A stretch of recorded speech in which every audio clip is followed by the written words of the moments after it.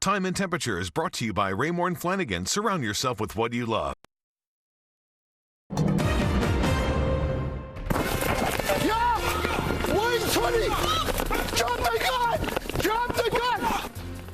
Now at 7, shots fired tonight. How this body cam video of a police-involved shooting in Patterson led to the officer being slapped with charges.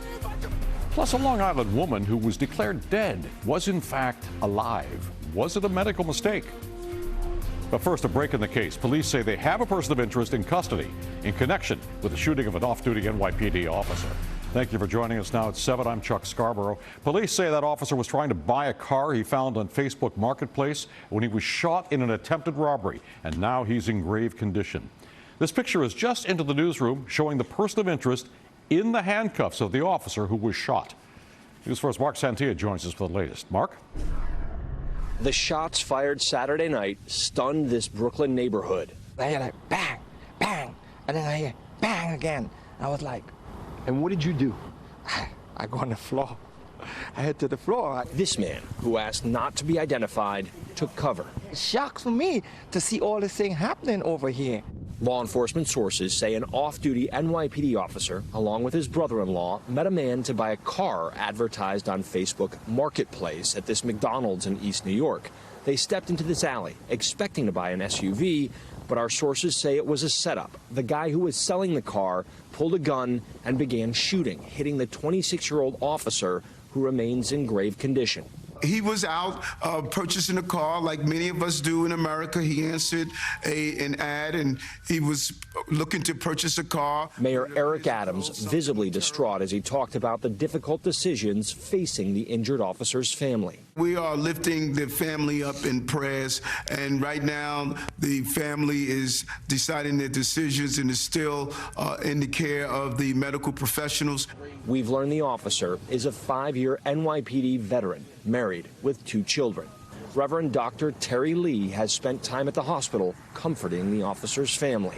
When it comes to this time, you know, it doesn't matter what faith you are, we have to bridge the divide.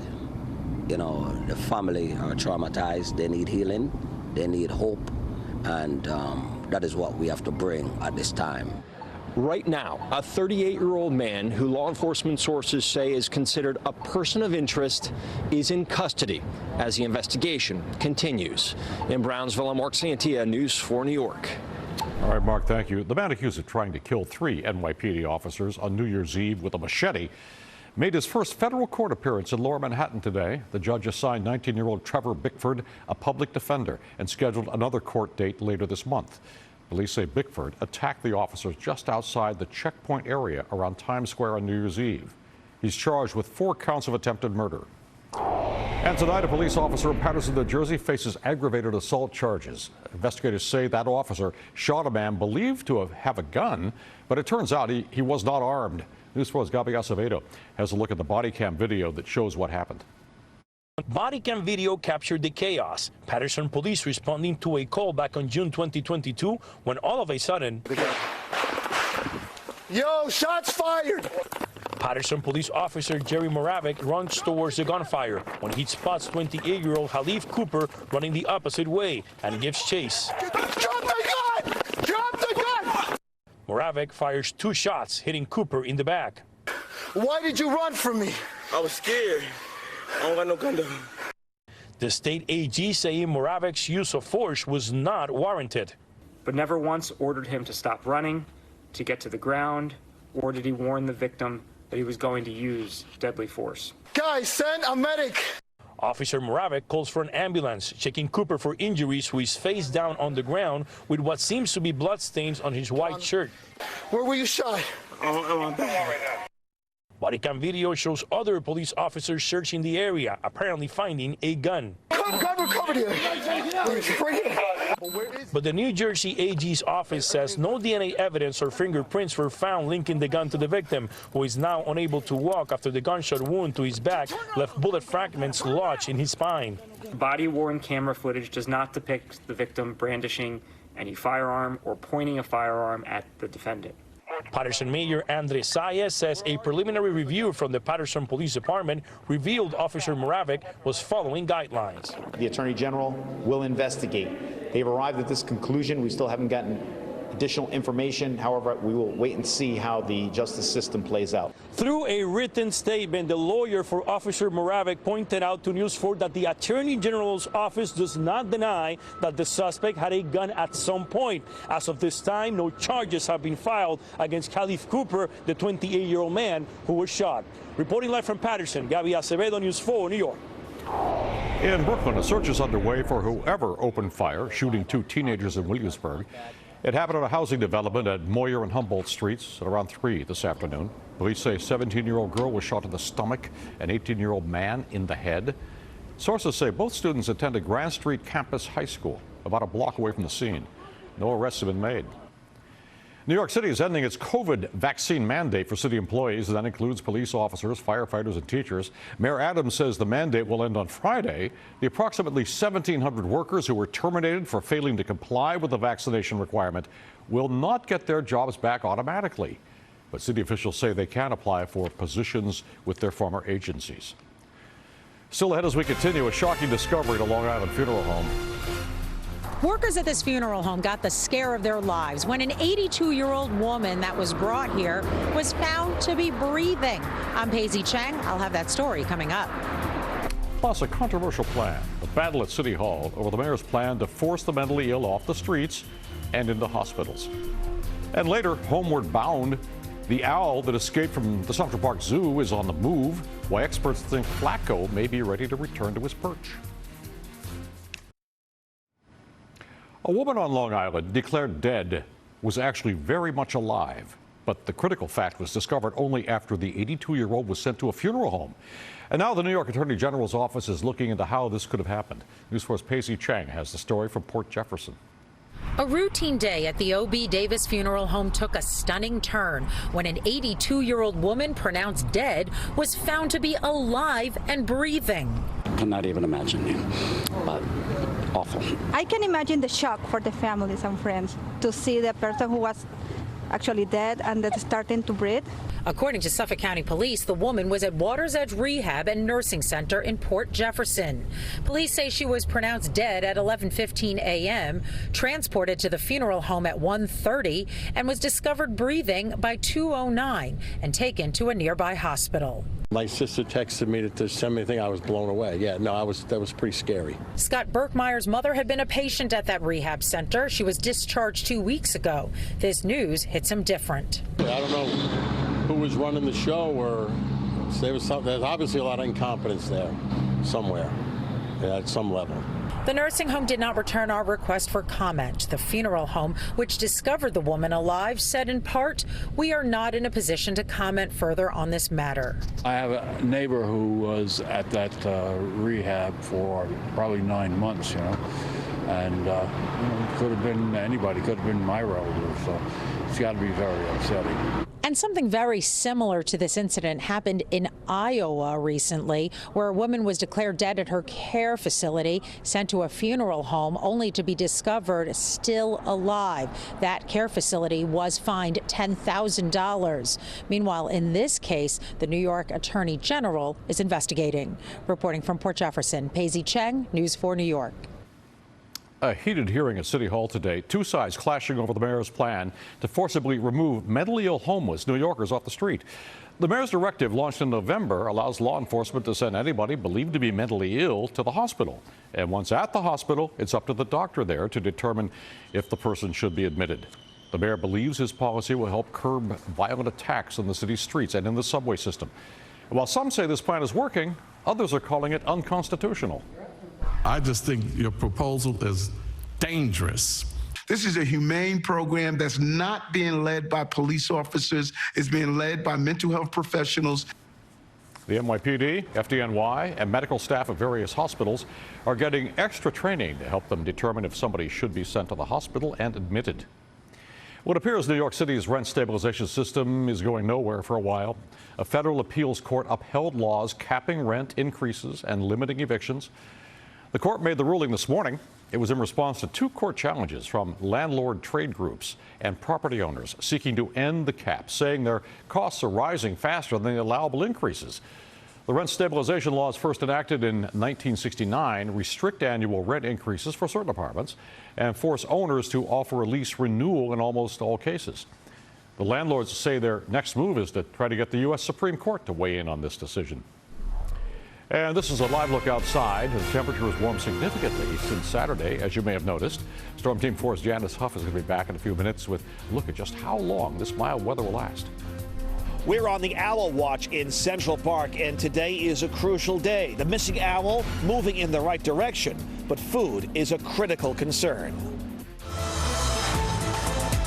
News 4 New York celebrates Black History Month. In 1958, an ambitious young dancer from rural Texas founded the legendary Alvin Ailey American Dance Theater. Alvin Ailey himself created this company to carry out his vision of enriching the world with the uniqueness of the African American experience. He believed dance came from the people and should be delivered back to the people. Now at 62 years old, the Alvin Ailey American Dance Theater is part of our collective history. And together, we are for New York.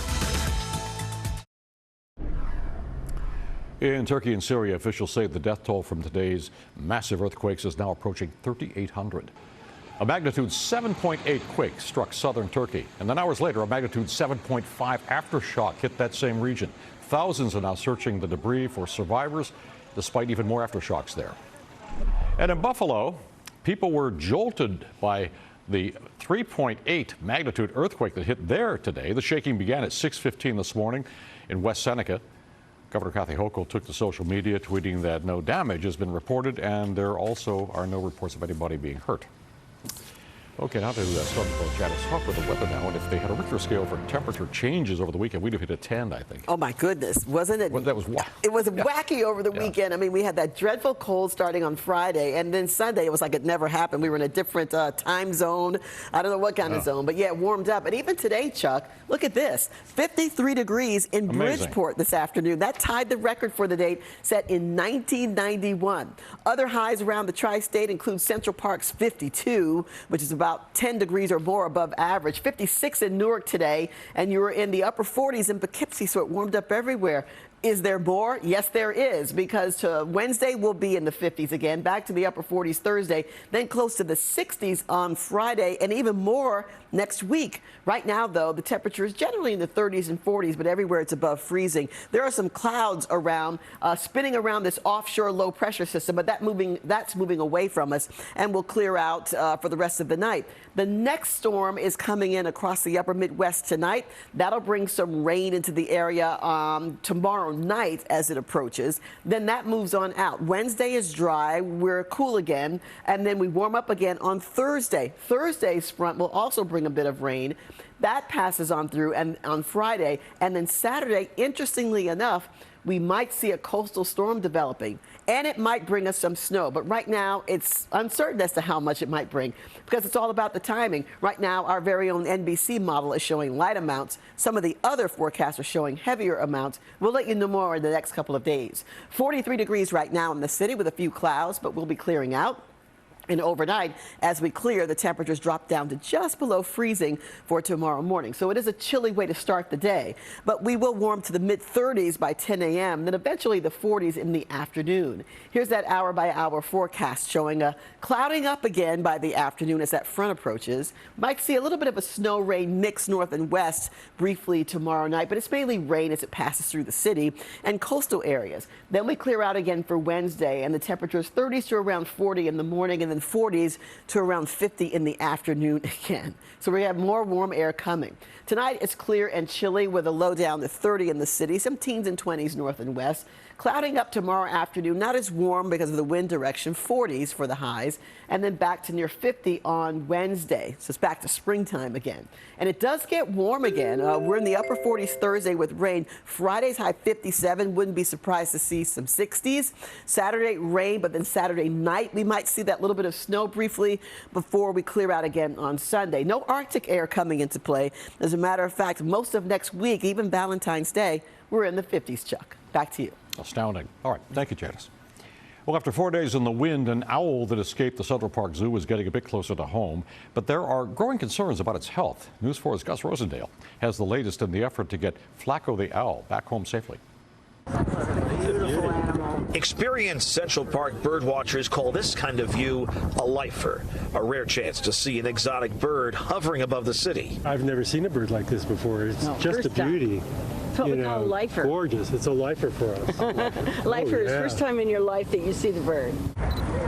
Flacco is flying closer to his home at the Central Park Zoo. That's good, but he still hasn't eaten. That's not so good. What do you think is going to happen? I hope that the rangers and the zoo staff can rescue him today. The Eurasian eagle owl living at the Central Park Zoo flew off Thursday night after someone cut the meshing at his Upper East Side abode. And he's been flying around ever since, touching down on Fifth Avenue, then hanging across from the Plaza Hotel over the weekend, and now moving even closer to home, but not quite ready to settle back down. I think the bird is like learning more about our city and connecting with nature just as we are. As you can see behind me, the crowd of onlookers continues to grow. It's quite a spectacle. Of course, what led up to this is a crime. It's why the NYPD and the zoo are working together to track down whoever damaged the exhibit in the first place. What's your impression of it, you know? That's really cool to see in the city. Not the normal thing. No. Zoo officials not offering immediate theories on why or how Flacco's exhibit was vandalized, but they do say they've kept him in their sights, along with a whole lot of onlookers. Right now, they say patience and food left down below make up their current plan to lure him back. He's gone without food now for a long time, over 3 days, and that means also without water, because owls get their water by eating prey. Hopes that a good meal at home will convince this owl to give up his new penthouse view overlooking Fifth Avenue. In Central Park, Gus Rosendale, News 4 New York. Access Hollywood is minutes away now. Mario Lopez has a look at what they're working on. Well, of course, the Grammys is a competition, but you wouldn't know it from seeing how Beyonce, Lizzo, and Adele had each other's backs. And tonight, Access goes behind the scenes to share the special moments that did not air. And we're breaking down the fashion with J-Lo's hairstylist, Chris Appleton. And it turns out she had a hair emergency on the way to the show. So Chris tells us in great detail about jumping in her car to save the day. Can't get more insight than that. And now the Super Bowl, of course, is less than a week away. And we are on the set of what's looking like one of the best commercials of all of them. Is that Pete Davidson? He really is everywhere. I'm gonna eat you guys. Hey, don't hold the mayo on that one. It's all just moments away on Access Hollywood. Back to you. But first, New York town coming together to help a paralyzed teen and her family. Next, how the city is joining forces to build the family a home that meets their needs.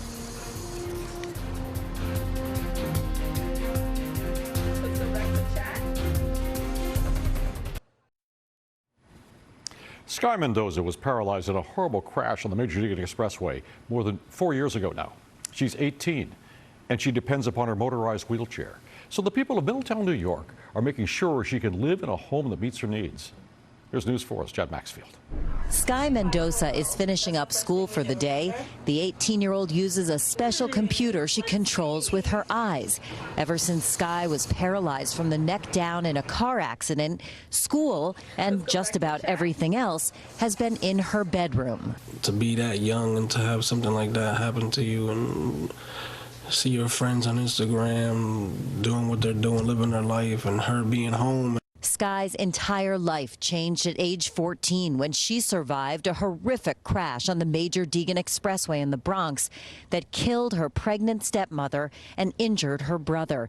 Sky was in a coma for weeks and endured a 1.5 years of rehab before coming home to her family. All I can do is thank God and just be thankful for everything and be thankful she's still here with us. But living at home has its challenges. The Mendoza family apartment wasn't built for a motorized wheelchair and all of Sky's medical equipment, so the city of Middletown donated this parcel of land where contractors will donate time and materials to build her family a new house. What a wonderful Christmas present it will be for Sky and her family. The Spring Lake Toys Foundation is leading the fundraising effort with more than 25 business owners and hundreds of donors contributing to build the home, valued at close to $400,000. It will be 100% handicap accessible. She'll be able to wheel through all of the rooms. She'll have a handicap accessible bathroom. Here in the family's apartment, it's challenging to fit Sky's wheelchair from her bedroom down this hallway into the kitchen. But in the new custom home, she'll be able to wheel right up to the counter where she loves being involved with the cooking. The Mendoza family is grateful for the support of the community, including Kevin O'Reilly, Orlando's boss at Satin Fine Foods, who kicked off the fundraising efforts and has been by the family's side since the accident 4.5 years ago. I think most of us are blessed in life in many ways, you know, and it's part of our job, I think, to take care of others. In addition to their new home, the Mendoza family has other reasons to celebrate after experiencing so much tragedy. Orlando was remarried last summer, and Sky was the first one out on the dance floor. In Middletown, New York, I'm Jen Maxfield, News 4 New York. Well, hats off to the good people of Middletown, New York. That's just wonderful. And that does it for us. Access Hollywood is next, and we'll see you right back here for the news at 11 o'clock. Have a great night. Thanks for joining us.